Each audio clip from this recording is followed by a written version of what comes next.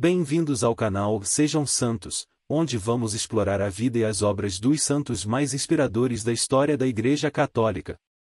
Nós vamos compartilhar suas histórias, seus ensinamentos e seus exemplos de virtudes, esperando que possam nos inspirar a viver de acordo com os ensinamentos de Cristo. Então, se você quer aprender mais sobre esses santos e descobrir como suas vidas podem ser caminhos que nos levam a Jesus Cristo para nós hoje, inscreva-se no nosso canal e deixe o seu like. Inscreva-se hoje mesmo, divulgue nosso canal a seus amigos e comunidades e nos ajude o nosso canal para que possamos alcançar mais pessoas na divulgação a conhecer mais a vida dos santos.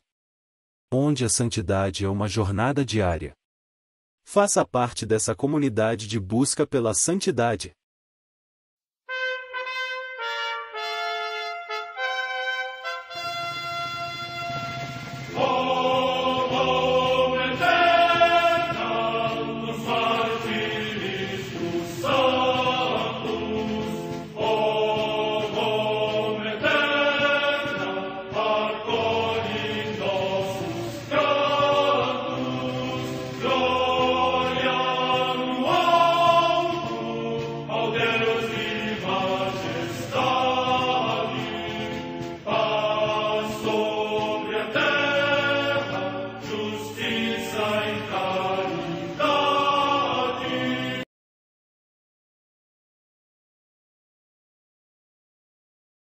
Ler a vida dos santos desperta em nós o desejo de seguir a Cristo. Através de suas vidas podemos aprender as virtudes, a sabedoria e o amor de Deus. Cada santo nos oferece um modelo de vida a ser imitado, como diz São Paulo na carta aos Hebreus, capítulo 12, versículo 1. Estamos rodeados por uma nuvem de testemunhas. A Igreja foi fundada por nosso Senhor Jesus Cristo não apenas como uma instituição, mas uma autêntica família. Os santos mártires, confessores, doutores, as virgens, os santos pastores e todos os demais santos são realmente nossos irmãos que nos precederam no caminho da fé e já estão no céu, para onde também iremos nós, pela graça de Deus. Portanto, sede santos, assim como vosso Pai Celeste é santo. Mateus capítulo 5, versículo 48. Hoje, dia 4 de fevereiro, celebra a Igreja a vida desse grande santo, São João de Brito. História de São João de Brito. Nascido na cidade de Lisboa em 1 de março do ano 1647, João era filho de Salvador de Brito Pereira e Brites de Portalegre, nobres membros da corte de Portugal. Seu pai, mais tarde, viria a ser um governador do Rio de Janeiro. Desde a infância, sendo de família cristã, alimentou o desejo de se tornar um missionário evangelizador em terras distantes, apesar da saúde frágil. Dedicou-se aos estudos e fez o máximo de sua parte, contando com a providência divina. Estudos e vida religiosa. Mesmo com suas dificuldades de saúde, o jovem João de Brito perseverou no anseio de dedicar sua vida à missão nas terras mais longínquas. Era o tempo das grandes navegações e ele sonhava ir para a Índia como missionário.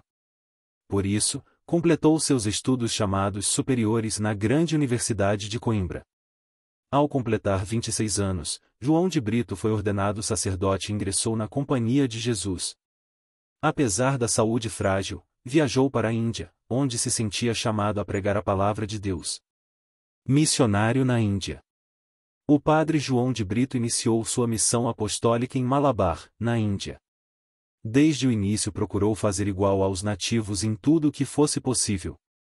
Andava descalço por enormes distâncias, portanto tão somente uma simples manta de algodão e livros cristãos. O padre João de Brito criou uma nova maneira de evangelizar, que foi seguida por vários outros missionários. O segredo era seguir a máxima de São Paulo: fiz-me tudo para todos, a fim de ganhar alguns para Cristo. 1 Coríntios 9. Tornando-se hindu como os hindus. Para se aproximar dos hindus, o padre João de Brito passou a caminhar com um cajado de bambu, vestir-se com um roupão avermelhado e calçar palmilhas de madeira. Procurava viver e tudo como um hindu, inclusive no comportamento e nos costumes alimentares.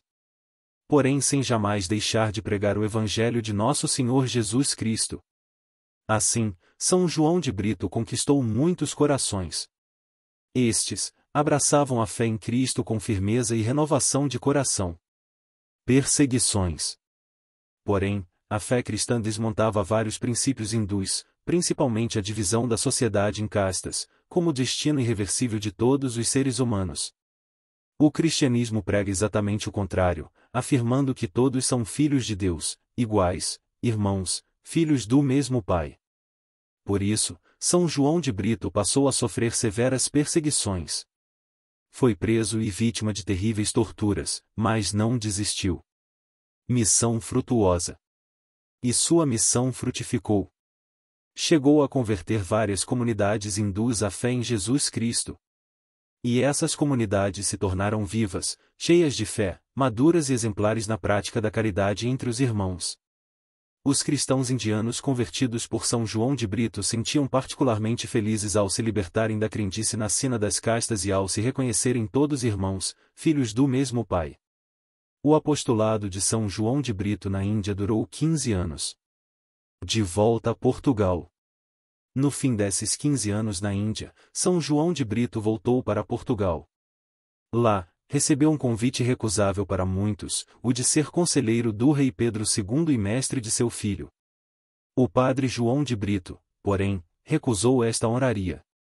Atendeu o pedido de seu coração e voltou para a Índia. Martírio.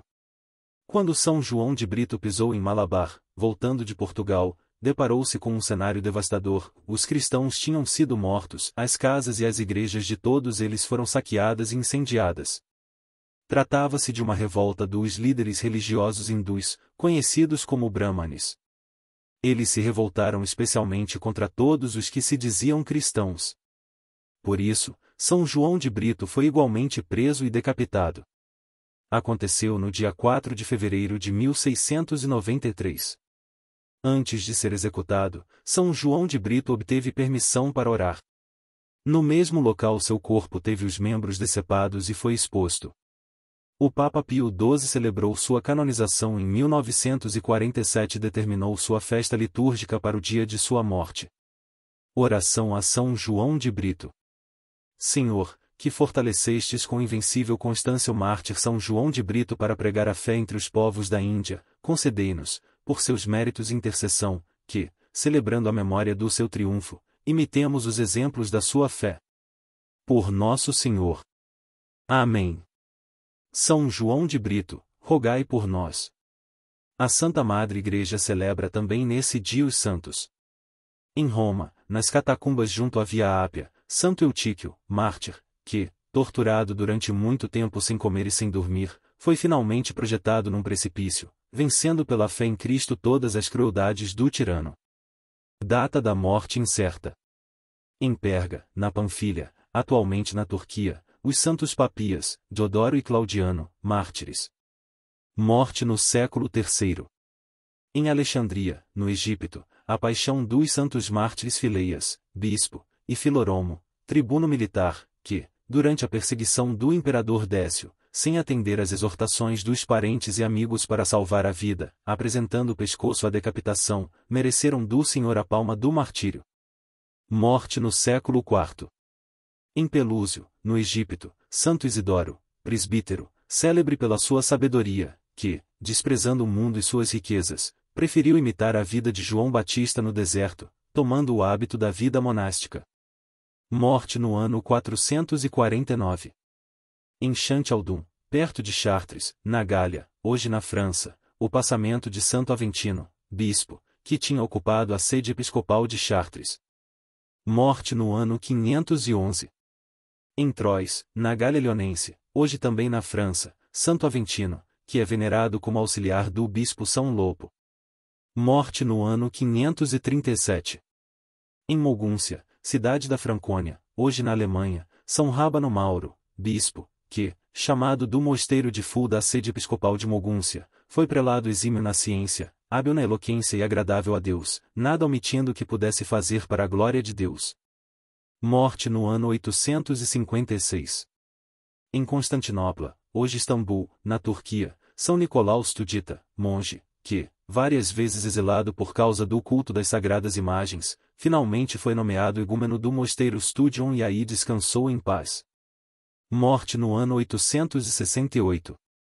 Em Sempringham, na Inglaterra, São Gilberto, presbítero, que, com a aprovação do Papa Eugênio III, fundou uma ordem monástica com dupla observância, a saber, a regra de São Bento para as monjas e a regra de Santo Agostinho para os clérigos. Morte no ano 1189. Em Bourges, na Aquitânia, atualmente na França, Santa Joana de Valois, rainha da França, que, depois de ter sido declarado nulo o matrimônio com o rei Luís XII, se consagrou a Deus, venerou com singular devoção a cruz e fundou a Ordem das Anunciadas, em honra da Anunciação à Virgem Maria. Morte no ano 1505. Em Durham, na Inglaterra, o beato João Speed, mártir, que, no reinado de Isabel I, condenado à morte por causa do auxílio prestado aos sacerdotes, mereceu a coroa do martírio. Morte no ano 1594. Depressa à mesa da comunhão, onde achava o meu Deus e Senhor. Com tantos conventos, no princípio do século XIX, também o convento de Agnettember foi fechado a 3 de dezembro de 1811.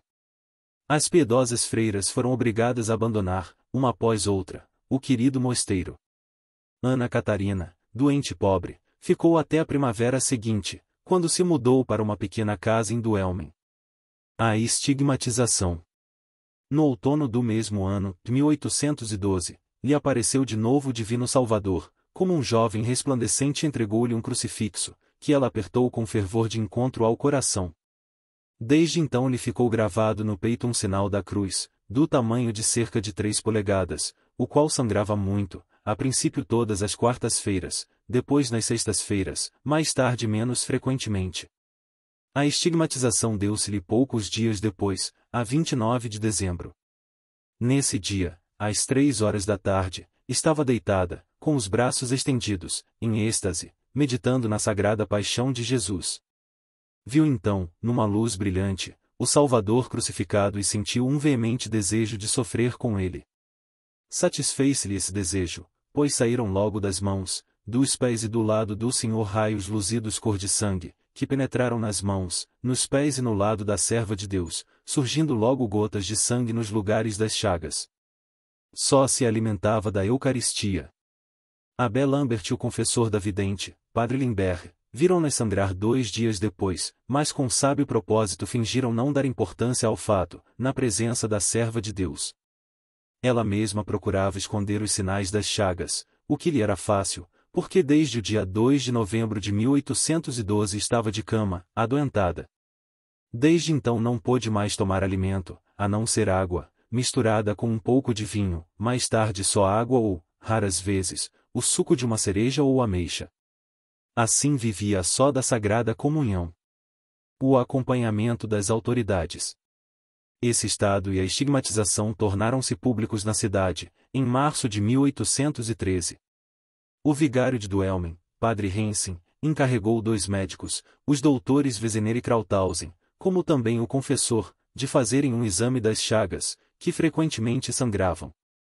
Os autos foram mandados à autoridade diocesana de Münster, a qual enviou o padre Clemente Augusto de Droste-Vichering, mais tarde arcebispo de Colônia, o Dom Overberg e o conselheiro medicinal Dr. von Dreufel a Duelmen, para fazerem outra investigação, que durou 3 meses.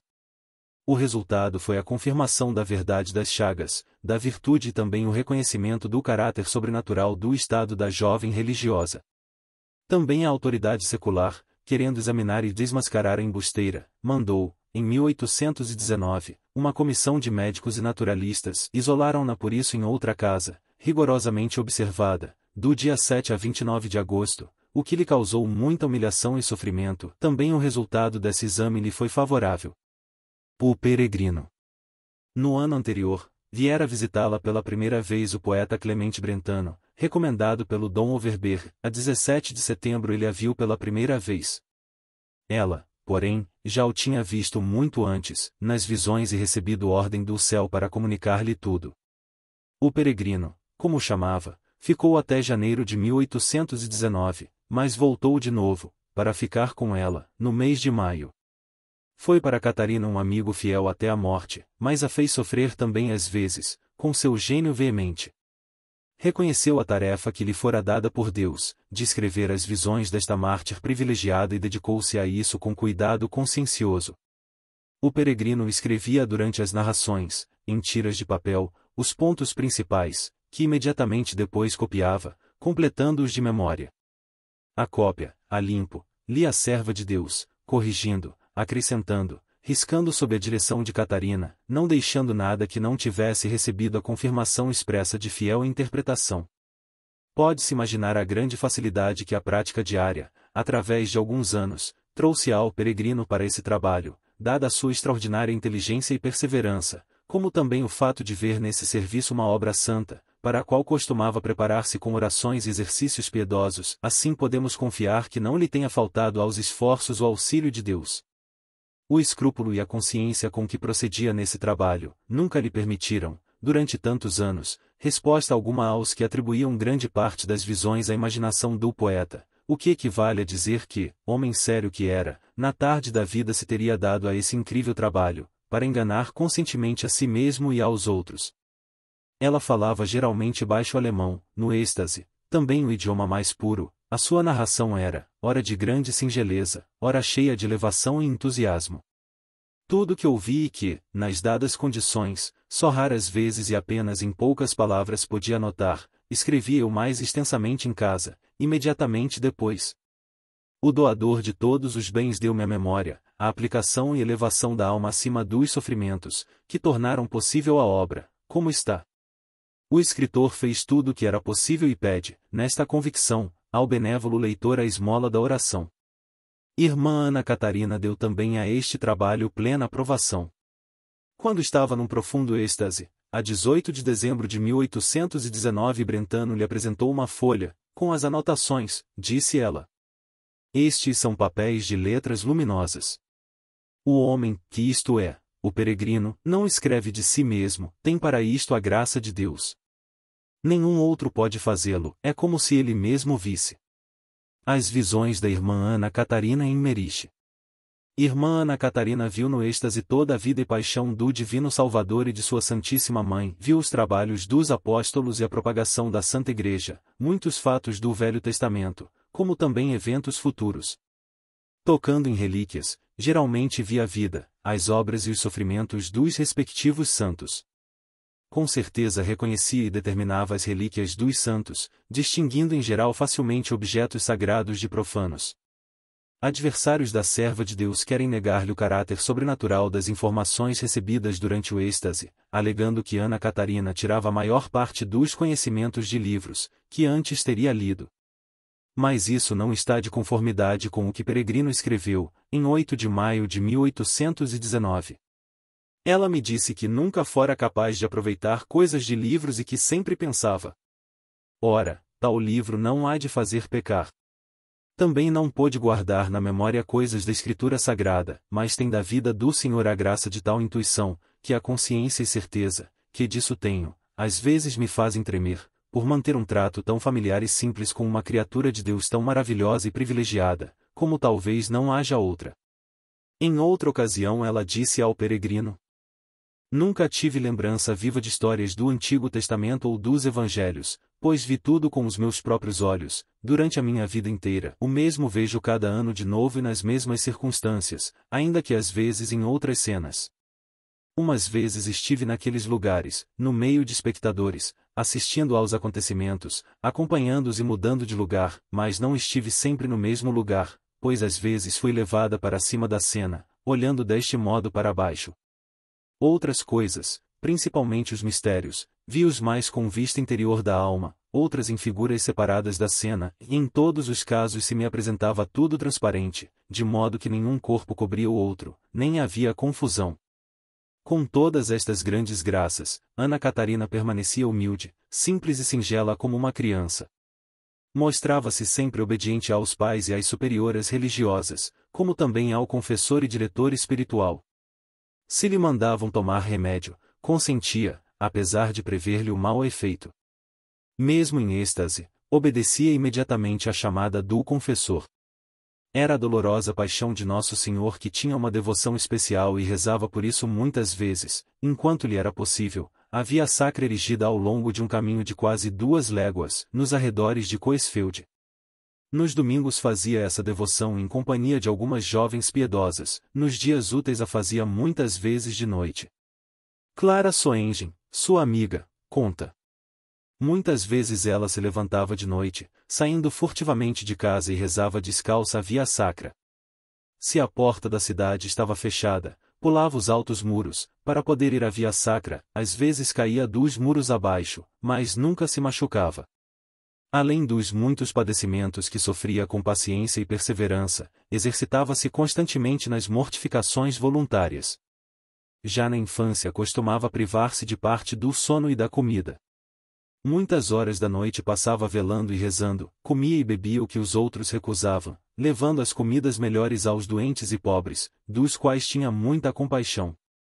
O amor ao próximo impelia-a a pedir a Deus que, por favor, lhe desse a sofrer as doenças e dores dos outros ou que a deixasse cumprir os castigos merecidos pelos pecadores.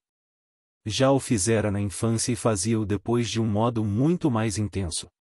A tarefa principal da sua vida, escreve Clemente Brentano, era sofrer pela Igreja ou por alguns membros da mesma, cuja necessidade lhe era dada a conhecer em espírito ou que lhe pediam a intercessão. Ana Catarina aceitava de boa vontade tais sofrimentos e trabalhos. Muitas vezes, porém, se tornavam estes tão grandes e pesados, que parecia prestes a morrer. Quando um dia, quase sucumbindo ao peso das dores, pediu ao Senhor que não a deixasse sofrer mais do que podia suportar, apareceu-lhe o esposo celeste e disse: Coloquei-te no meu leito nupcial das dores, com as graças dos sofrimentos, adornada com os tesouros da reconciliação e com as joias das boas ações. Deves sofrer. Não te abandono, estás amarrada à videira, não perecerás. Também as almas do purgatório se lhe dirigiam muitas vezes, pedindo-lhe socorro, e ela provava de boa vontade sua compaixão ativa. Fiz um contrato com meu doce esposo do céu, conta ela, que cada gota de sangue, cada pulsar do coração, toda a minha vida e todos os meus atos devem sempre clamar: almas queridas do purgatório, saúdo-vos pelo doce coração de Jesus. Isso faz bem a essas infelizes e alivia-as, pois são tão pacientes. A partida para a pátria celeste. Depois de muitos indizíveis sofrimentos, chegou o dia da sua morte a 9 de fevereiro de 1824. A 15 de janeiro desse ano dissera a serva de Deus: Na festa de Natal o menino Jesus me trouxe muitos sofrimentos, hoje me deu ainda maiores, dizendo: Tu me pertences, és minha esposa, e sofre como eu sofri, não perguntes por quê, é para a vida e para a morte. Ela jaz de febre, com dores reumáticas e convulsões, escreve ao peregrino, mas sempre em atividade espiritual, em prol da Santa Igreja e dos moribundos. O confessor pensa que ela em pouco terminará, porque disse no êxtase, com grande serenidade: Não posso aceitar outro trabalho, já estou próxima do fim. Ela pronuncia, com voz de moribunda, só o nome de Jesus. A 27 de janeiro recebeu a extrema-unção. Aumentaram-lhe as dores, mas repetia de vez em quando: Ai, meu Jesus, 1000 vezes vos agradeço toda a minha vida, não a minha vontade, mas a vossa seja feita. Na véspera da morte rezou: Jesus, para vós morro, Senhor, dou-vos graças, não ouço nem enxergo mais. Quiseram mudar-lhe a posição, para aliviá-la, mas Ana Catarina disse: Estou deitada na cruz, deixem-me, em pouco acabarei. Recebeu mais uma vez a Sagrada Comunhão, a 9 de fevereiro. Suspirando pelo Divino Esposo, rezou diversas vezes: Ó Senhor, socorrei-me, vinde, meu Jesus. O confessor assistiu à moribunda, dando-lhe muitas vezes o crucifixo para beijar e rezando preces pelos moribundos. Ela ainda lhe disse: Agora estou tão sossegada, tenho tanta confiança, como se nunca tivesse cometido pecado. Eram justamente 8 horas da noite, quando exclamou 3 vezes, gemendo: Ó Senhor, socorrei-me, vinde, ó meu Senhor. E a alma pura voou-lhe ao encontro do esposo celeste, para permanecer, como esperamos confiadamente, eternamente unida com ele, na infinita felicidade do céu.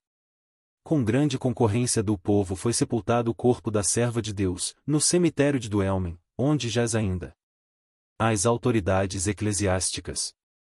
Na noite de 21 a 22 de março de 1824 foram abertos o sepulcro e o caixão, em presença do prefeito da cidade e do delegado de polícia. viu-se que a decomposição ainda não tinha começado. Uma segunda abertura do sepulcro foi feita, no dia 6 de outubro de 1858, pela autoridade eclesiástica. A Santa Madre Igreja celebra também nesse dia os santos. Em Alexandria, no Egito, a comemoração de Santa Apolônia, virgem e mártir, que, depois de muitos e cruéis tormentos infligidos pelos perseguidores, recusando-se a proferir palavras sacrílegas, preferiu morrer queimada nas chamas a renegar a fé. Morte no ano 250. Também em Alexandria, a paixão de vários santos mártires, que foram executados pelos arianos com diversos gêneros de morte, quando estavam na igreja a celebrar os santos mistérios. Morte no século IV. Em Lemelefa, na África Setentrional, na atual Argélia, a comemoração dos santos Primo e Donato, diáconos e mártires, que foram mortos pelos hereges na igreja, quando tentavam defender o altar. Morte no ano 361. Num monte próximo de Apameia, na Síria, São Marão, eremita, totalmente consagrado a uma rigorosa penitência e à vida interior. Junto do seu sepulcro foi edificado um célebre mosteiro, onde depois teve origem a comunidade cristã designada com o seu nome. Morte no ano 423.